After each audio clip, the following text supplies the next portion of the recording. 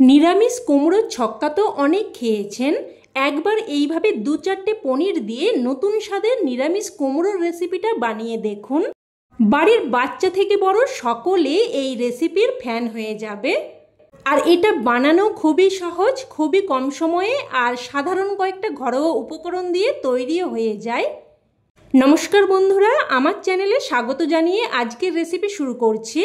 তো প্রথমেই আমি এখানে প্রায় 500 গ্রাম মতো কুমড়ো নিয়েছি। আর এখানে দেখুন একদম উজ্জ্বল আর ভালো রং দেখে কুমড়ো নিয়েছি। আর দেখুন এই কুমড়োর সবুজ অংশটা বেশ অনেকটাই চওড়া। আর এই কুমড়োগুলো কিন্তু খেতে বেশি ভালো হয়। তো দেখুন কুমড়োর খোসা কিন্তু আমি হালকাভাবে ছাড়িয়ে নিয়েছি, একদম ভালোভাবে ছাড়াইনি। এতে করে কুমড়ো একদম গলে তরকারির সাথে মিশে যাবে না।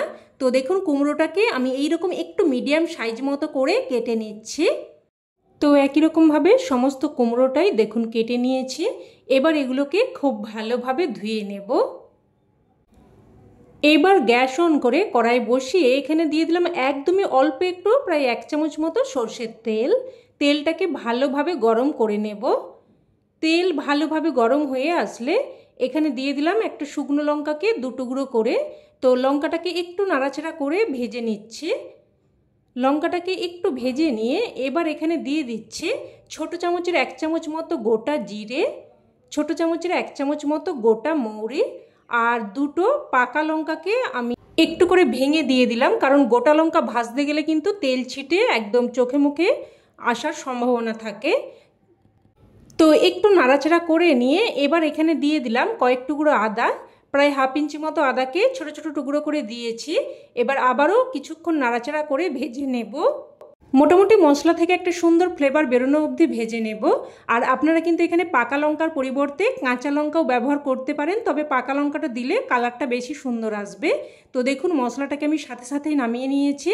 এবার ওটাকে এক সাইডে ঠান্ডা হতে দিলাম। এবার আবারও আমি কড়াইয়ের মধ্যে দিয়ে দিলাম 2 চামচ মতো সর্ষের তেল। তেল গরম হয়ে আসলে এখানে আমি কেটে ধুয়ে রাখা কুমড়োগুলো দিয়ে দিচ্ছি। সমস্ত কুমড়োটা দিয়ে একটু নাড়াচাড়া করে নেব। এবার এখানে দিয়ে দিচ্ছি অল্প একটু হলুদ গুঁড়ো, তবে লবণটা কিন্তু আমি এই সময় দেব না। হলুদ গুঁড়োটা মিশিয়ে নিয়ে এবার মিডিয়াম টু হাই ফ্লেমে কুমড়োটাকে ভেজে নেব। আর এইদিকে ভাজা হতে থাকুক। আর এইদিকে দেখুন মশলাটা কিন্তু হালকা ঠান্ডা হয়ে গেছে। এবার এই মশলাটাকে আমি এখানে একটা মিক্সিং জারের মধ্যে নিয়ে নিচ্ছি।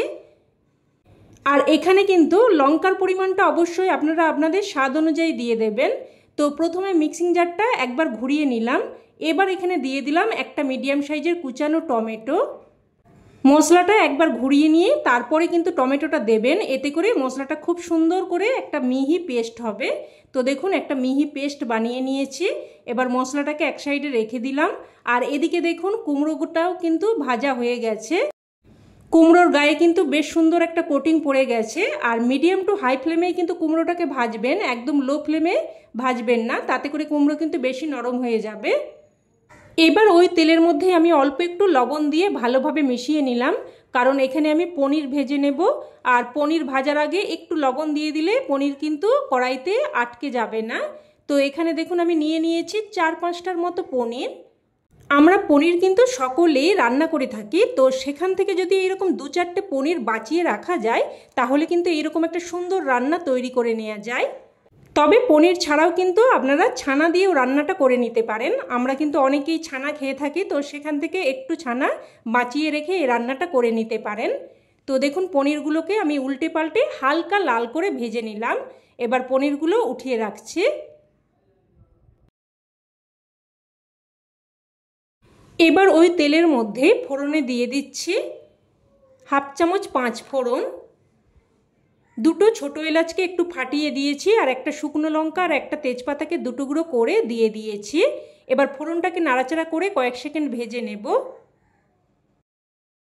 তো ফোড়নটা একটু ভেজে নিয়ে এবার মিক্সিং জারে আমি যে মশলার পেস্ট তৈরি করে রেখেছিলাম ওই মশলা দিয়ে দিচ্ছি। মিক্সিং জারটা ধুয়ে অল্প একটু জলও দিয়ে দেব।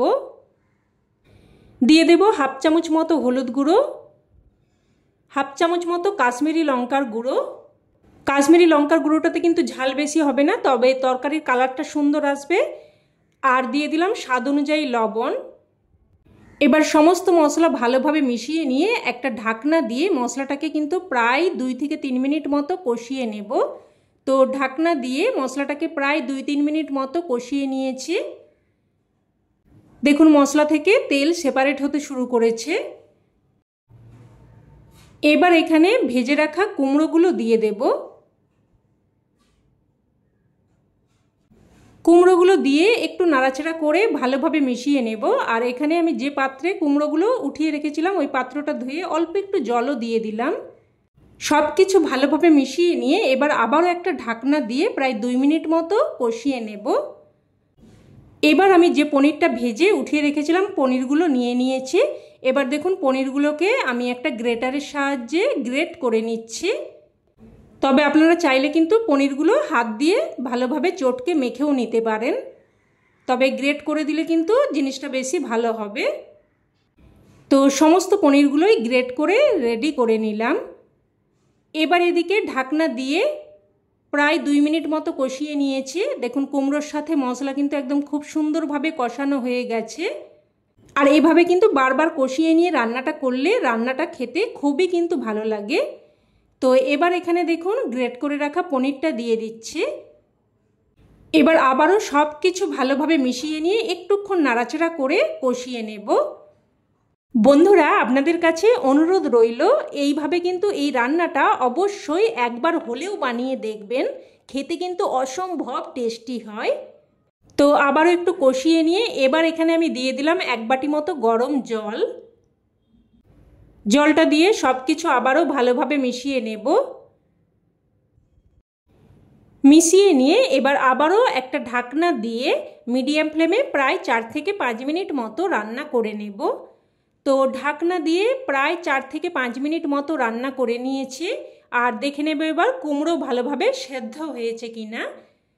তো দেখুন কুমড়ো কিন্তু খুব সুন্দরভাবে সেদ্ধ হয়ে গেছে। এবার আমি এখানে দিয়ে দেব অল্প একটু চিনি। আর অবশ্যই কিন্তু একটু চিনি দিয়ে দেবেন, এতে করে স্বাদটা সুন্দরভাবে ব্যালেন্স হবে আর খেতেও কিন্তু খুবই ভালো লাগবে। যেহেতু নিরামিষ রেসিপি অবশ্যই কিন্তু একটু মিষ্টি দিয়ে দেবেন। তো চিনিটা দিয়ে ভালোভাবে মিশিয়ে নিয়ে এবার এখানে দিয়ে দিলাম অল্প একটু গরম মশলার গুঁড়ো আর হাফ চামচ মতো ঘি।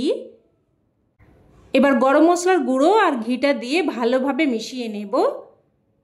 দেখুন দেখতে কতটা সুন্দর লাগছে, খেতেও কিন্তু ভীষণই টেস্টি হয়।